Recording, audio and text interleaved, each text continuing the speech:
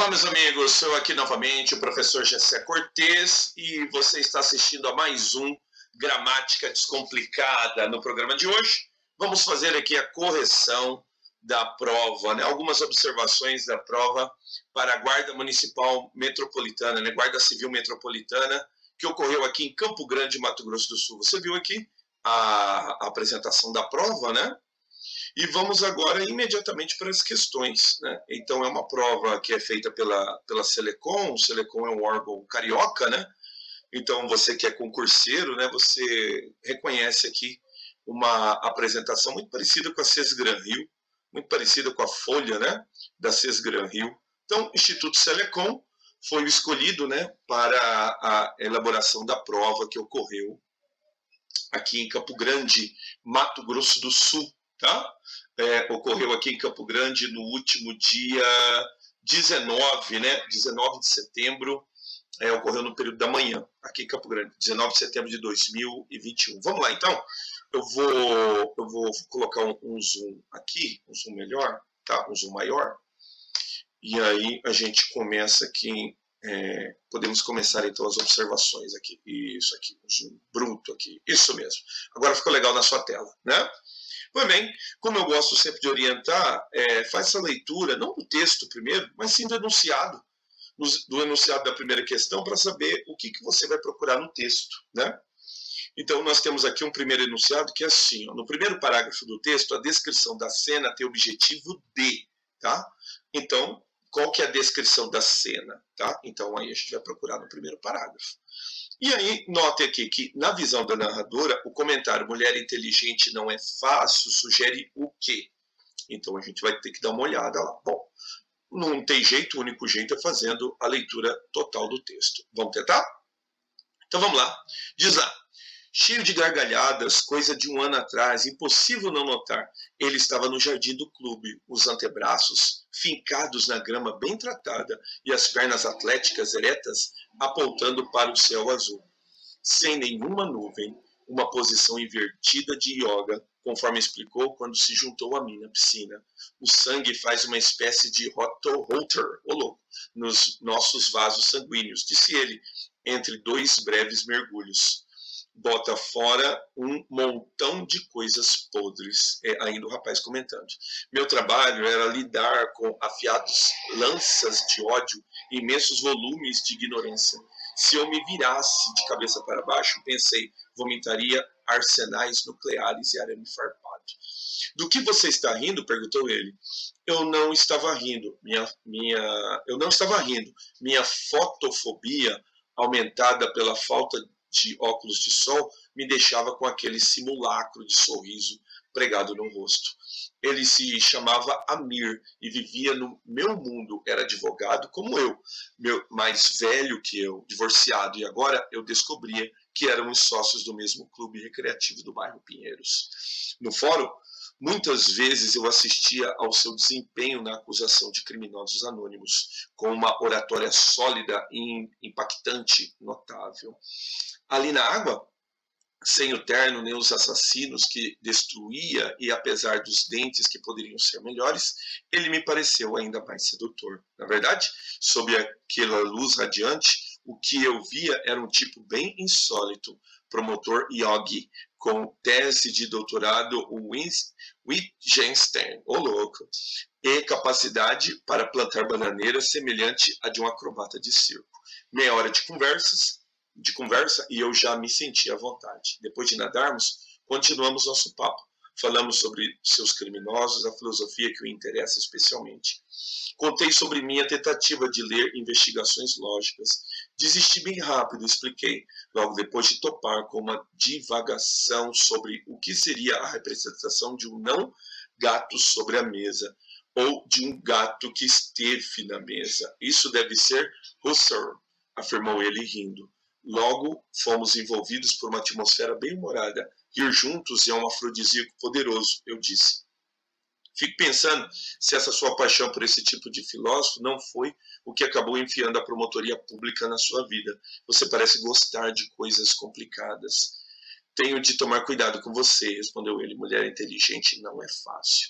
O que ele estava me dizendo naquele momento é que, de forma geral, as mulheres são burras. Mas claro que, sob o efeito da sedução, envenenada pelos meus próprios hormônios, né, não me dei conta disso. Pior, inverti os sinais, transformei o negativo em positivo.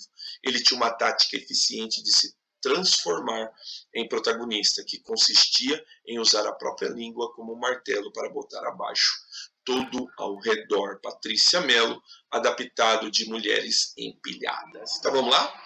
Diz lá, no primeiro parágrafo do texto, a descrição da cena tem o objetivo do quê? Notem que na descrição da cena ela fala dele plantando bananeira, né? Mais tarde ela vai comentar como um acrobata de circo, né?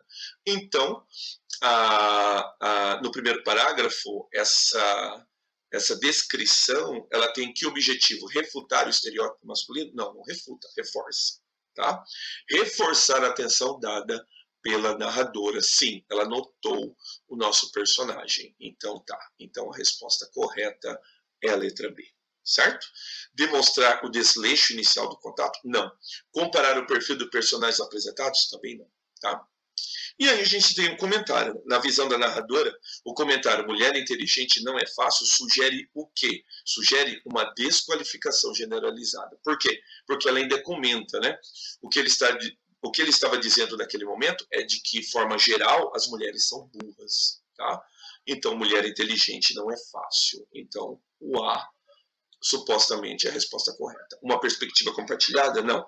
Um parecer sentimental? Não. Um elogio inesperado? Também não. Então, o que configura a resposta correta é a letra A, né? E conforme o gabarito também sugeriu. Prossegue agora. Vamos inverter aqui o lado da folha. Tá? Invertendo o lado da folha, porque ela estava em colunas, né? Vamos lá, então. Vamos continuar agora com os elementos de semântica e os elementos gramaticais, tá? Terceira, eu não estava rindo. Minha fotofobia, aumentada pela falta de óculos de sol, me deixava com aquele simulacro de sorriso pregado no rosto. Quarto parágrafo. A expressão que melhor une as duas frases é... Então, notem, ele chama de frase, e aí, né, você que assistiu às minhas aulas... O que ele chama de frase, ele também chama de período, tá? Que é o espaçamento que vai da letra maiúscula ao ponto final, tá? Que é um enunciado de sentido completo. Então, esses dois períodos distintos, um é um período simples e um outro período composto, tá? Se nós fôssemos uni-los, a expressão que melhor une as duas frases é... Então, vamos lá. Eu não estava rindo, tá? Então, veja bem, eu não estava rindo. Na verdade, minha fotofobia. Então, não é em suma, não é resumindo, não é ainda assim, não é acima de tudo, é na verdade, como se fosse o quê? Uma explicação, né? Eu não estava rindo, né? O que estava acontecendo na verdade era que minha fotofobia, tá? Para unir as duas, era assim que deveria ser feito, tá? Usando aqui essa expressão para unir as duas expressões numa única, tá? Num único período composto, certo? Muito bem, fácil, né? Fácil até aqui. Vamos lá, 4. 4 diz o seguinte. Na apresentação inicial das personagens, um aspecto em destaque se refere a... Bom, aí, novamente, né? Uma questão de interpretação, tá? Notem que os dois frequentam o mesmo clube. Os dois são advogados. Então, na apresentação inicial das personagens, um aspecto em destaque se refere ao quê? Recordações infantis? Não. Neutralidade religiosa? Também não. Divergências familiares? Não. Afinidades socioeconômicas, tá? Os dois são advogados, trabalham no mesmo fórum e agora ela descobriu que os dois também frequentam o mesmo clube, afinidades socioeconômicas. Essa também aqui é bonitinha, dá uma olhada nas 5, assim que ficou assim, ó. No quinto parágrafo, a relação estabelecida entre a expressão era um advogado como eu, mais velho que eu, divorciado, e o fragmento anterior é corretamente explicitada pelo seguinte conectivo. Então, veja bem, aqui um pouquinho difícil, né? Ele pega um fragmento e ele quer saber o seguinte, esse fragmento em relação ao fragmento anterior, ele, se eu quisesse ligar os dois elementos, eles são ligados por qual conectivo? Então, vamos lá, no quinto parágrafo? Vamos lá, analisa comigo aqui no quinto parágrafo, tá? Vamos ver aqui, parágrafo 1, parágrafo 2, 3, 4, 5. Ó, ele se chamava Amir e vivia no meu mundo. Era advogado como eu. Notem que eu tinha vírgula para separar aqui, neste caso, as orações que são assindéticas, né? Notem, eu tenho uma aditiva e depois, para dar continuidade, eu tenho uma assindética, várias assindéticas separadas por vírgula. O que ele quer saber? Que conjunção uniria essas duas orações aqui, que são separadas por vírgula? Notem, ele se chamava Amir e vivia no meu mundo, porque era advogado como eu, certo? Então, na questão 5 aqui, não dá o embora, não dá enquanto, não dá entretanto. A resposta correta é a letra B. Ou melhor, desculpa, a letra A conjunção porque faz melhor esse papel, tá? Deixa eu arrastar um pouquinho mais aqui, o mouse é delicado, então vamos lá. Diz lá, a palavra acentuada por ser uma paroxítona, então do nada aqui na questão 6 ele abandona o texto, né? De forma abrupta e faz uma pergunta sobre algumas palavras que contém no texto. Ele quer dizer o quê? Qual palavra é acentuada por ser paroxítona? Então lembra, existem palavras que são acentuadas porque são oxítonas, porque são paroxítonas e claro, todas as proparoxítonas são acentuadas. Notem que na letra A eu tenho uma proparoxítona, na letra B uma proparoxítona e na letra D uma proparoxítona, porque afrodisíaco é proparoxítona, tá?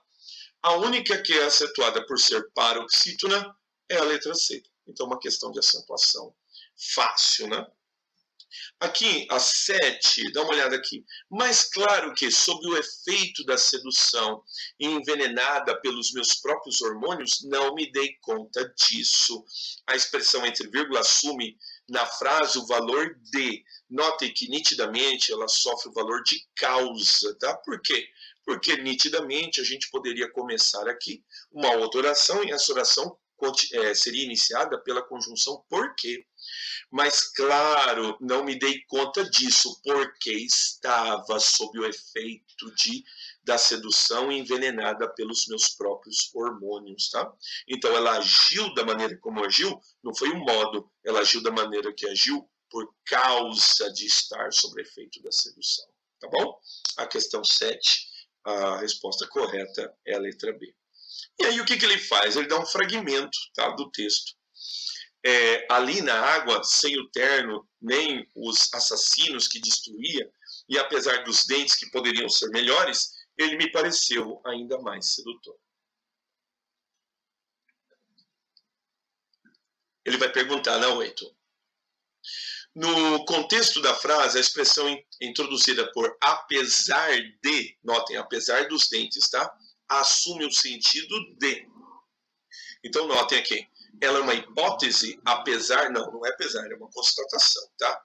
Finalidade, muito menos, frequência, muito menos. Ela dá uma ideia de ponderação. Por que ponderação? Porque poderia ser perfeito, né? Aí ela pondera, apesar dos dentes que poderiam ser melhores, tá? 9. O comentário presente no trecho estabelece um desfecho na narrativa em relação, uma relação de, né? O comentário presente no trecho estabelece com o desfecho da narrativa uma relação de. Então, notem que essa daqui, quando saiu, né, o gabarito preliminar, tá? Na instituição onde eu trabalho, né? A instituição promoveu e eu sugeri, né? Não fui eu que elaborei o primeiro gabarito, mas depois eu auxiliei na segunda transmissão, né? Que teve como que eu sugeri a resposta correta, a letra B, de causa, tá? Então, o que acontece? Num primeiro momento dessa 9, né? Eu examino como correta a letra D. Porque, notem, o comentário presente no trecho estabelece com o desfecho da narrativa, quer dizer, com o final da narrativa. Por quê? Porque ela estava totalmente embriagada pelos hormônios, tá? Ela diz no final. Então, esse trecho aqui, que ele separou, que está no quadrado, ele vai desempenhar que função? Então, num primeiro momento, eu marquei a letra D, destaca a manutenção da admiração. Quer dizer, tudo isso daí coopera para a admiração dela, mesmo os dentes que poderiam ser melhores, tá? Mas o gabarito oficial, ele dá como correta a letra B, tá? Então, notem que o comentário presente no trecho, tá? Então, todo esse é o comentário do trecho. Ali na água, sem o terno, nem os assassinos que destruía.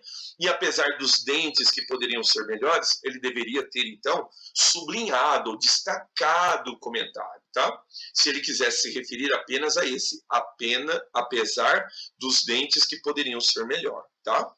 Então, assim eu julgo que a questão, ela poderia, né, ela é passível, né, de recurso, tá?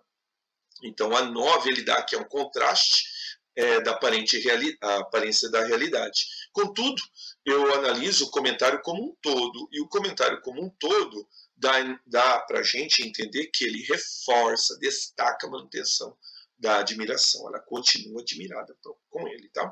Eu marquei aqui o gabarito oficial, mas eu faço a ponderação, tá? Que, inclusive, né, o recurso elaborado lá na instituição onde eu trabalho, também os meninos destacaram a letra D como correta, tá?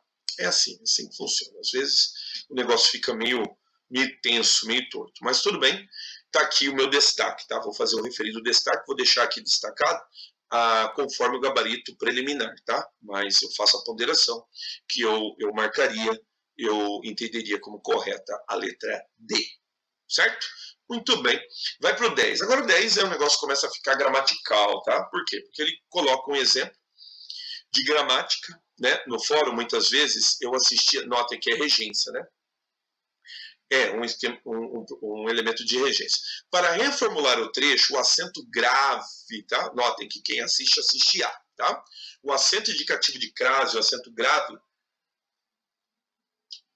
encontra corretamente empregado em... Onde que ele está corretamente empregado? Então aqui, no caso, você vai levar em consideração o seguinte, quem assiste, assiste a. Tá ótimo. Então ele tem regência de preposição a. Só que tem um pequeno problema, tá? Quando a palavra estiver no plural e o azinho estiver no singular, eu não posso colocar o acento indicativo de crase. Então a letra A está errada. Notem que aqui empenho é masculino, então não pode receber a crase, tá? Notem que exposições, mesmo procedimento. Exposições está no plural e o azinho no singular. Nessa ocasião, nesta circunstância, não pode ocorrer o acento indicativo de crase, tá? Então aqui a resposta correta ela é configurada na letra D, tá? Então notem, ele assistia contundente. Aí o candidato fica meio indeciso porque contundente é adjetivo, né? Mas a crase se relaciona com o substantivo apresentação. É só tirar o contundente. Muitas vezes eu assistia à apresentação, eu assistia ao evento. Eu assistia contundente à apresentação, tá? Então neste caso aqui eu assistira a contundente apresentação. É a apresentação que é contundente, né? O adjetivo dela. Certo, então? Então a crase está correta na letra D. Vamos mudar o lado da prova e continuar agora na letra, ou melhor, na questão 11, que é uma questão de pontuação. Me acompanha aqui, abre aspas para o texto. O que eu via era um tipo bem sólido. 2 pontos, promotor IOG com tese de doutorado. Então veja bem, o insólito quer dizer aquilo que não é comum, né? É o fato dele ser um promotor que pratica yoga com tese de doutorado nessa universidade e capacidade para plantar bananeira semelhante a de um acrobata de circo, né? Porque a capacidade é semelhante a, né? Por isso que tem o acento indicativo de crase aqui. Bom, mas a questão não é essa.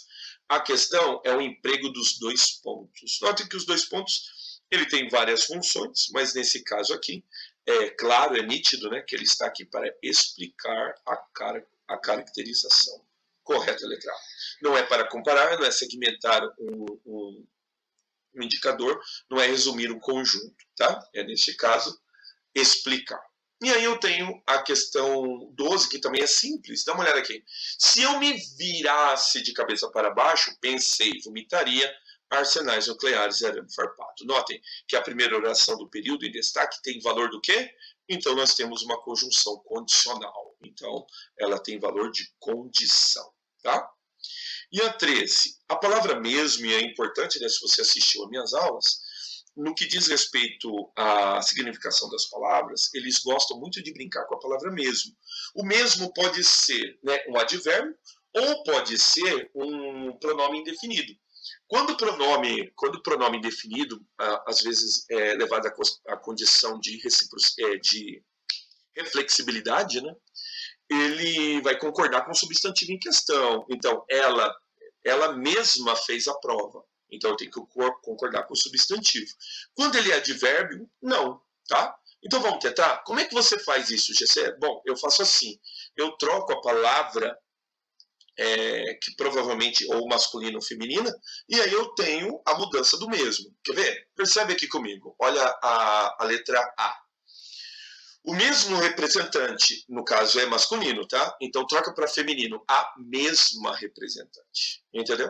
Olha a letra B. A aplicação da vacina será realizada pelo mesmo profissional. Troca para uma pessoa do sexo feminino.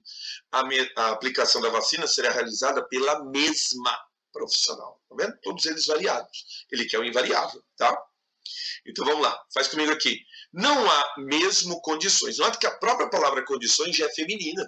Tá? Então são as condições, mas notem a relação do advérbio, não há mesmo condições de reduzir os esforços de combate à doença. Então, supostamente, a forma invariável é a letra C. Confere com a letra D. Todos os estudos e análise foram conduzidos pelo mesmo laboratório. Tira laboratório e coloca empresa. Todos os estudos e análises foram conduzidos pela mesma empresa. Então, quando ele for variável, você vai mudar para o masculino, vai mudar para o feminino, e o mesmo vai variar, tá? Ela mesma fez a prova, tá? Agora, ela, mesmo contrariada, fez a prova, certo? E aí eu tenho um advérbio. Então, a resposta correta é a letra C.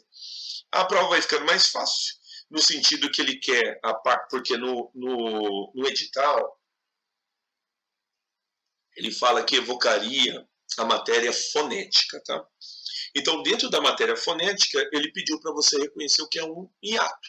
Então, veja, um hiato está presente no seguinte verbo. Então, lembra, né? O hiato é quando a vogal ela se encontra com outra vogal, mas em sílaba separada. Notem que juntou é um ditongo, destruía é o meu hiato. Deixa é um ditongo que pareceu um ditongo. Então, aqui fácil, né? A correta é a letra B. E a 15, a palavra simulacro é sinônimo de, então você sabe que um simulacro, né? Ele é uma imitação, ele simula, tá? Muito bem, não é um conserto, é uma aplicação numa finalização. E aí começam as questões de raciocínio lógico, fechou? Meus amigos, eu sou o professor Gessé Cortez e essa foi a análise, né? Foi uma rápida correção. Se você ficou com qualquer dúvida, eu vou dizer para você, será um prazer, tá? Responder você aqui no meu canal, tá? Então se inscreva no canal, tá? Se você tiver qualquer dúvida em relação à prova, aqui mais uma vez a capinha da prova, prova Selecom, aplicada, né, aqui em Campo Grande, Mato Grosso do Sul, tá? Aqui foi a data do edital. A prova foi aplicada no dia 19 de setembro, né? De 2021, tá? Aqui o brasão da minha cidade querida, Campo Grande, tá? Se você ficou com qualquer dúvida em uma das questões, professor, eu gostaria de saber mais, eu gostaria que o senhor explicasse mais. Meus amigos, vai ser um prazer responder a sua questão aqui no meu canal, tá bom? Prometo que eu faço um vídeo só sobre a sua dúvida, tá? Então, mais uma vez, eu sou o professor Gessé Cortez e você acabou de assistir a mais um Gramática Descomplicada. Até os próximos vídeos.